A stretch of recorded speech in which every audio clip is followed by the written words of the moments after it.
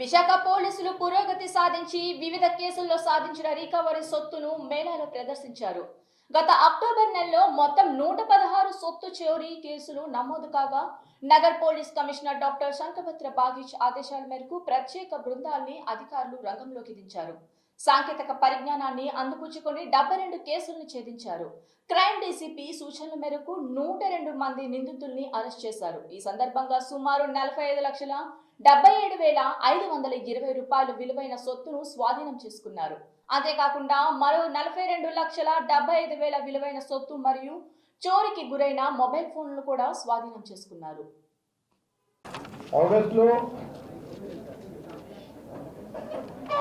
Property recovered stolen property recovered విలువ వచ్చేసి 60,62,600 రూపాయలు.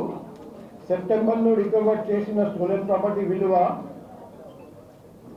86,24,850. అక్టోబర్ నెలలో ఇంకా పెరిగింది.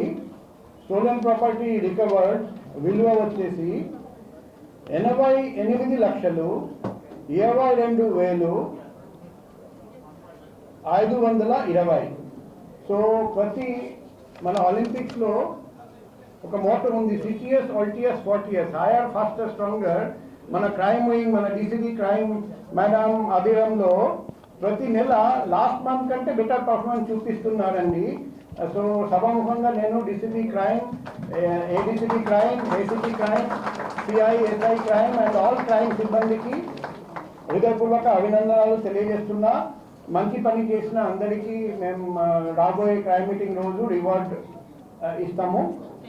సో ప్రాపర్టీ రికవర్ చూస్తే 72 అంటే 72 కేసెస్లో 102 అఫెండర్స్ని పట్టుకొని టోటల్ 742.97 గ్రామ్ బంగారము, 326.48 గ్రాములు వెండి, క్యాష్ 2,88,370, 20 మోటార్ సైకిల్, 3 ఆటోలు, 1 ట్యాంకర్ లారీ, మొబైల్ ఫోన్ 298, ఒక ల్యాప్టాప్, 8 బ్యాటరీ, ఇవన్నీ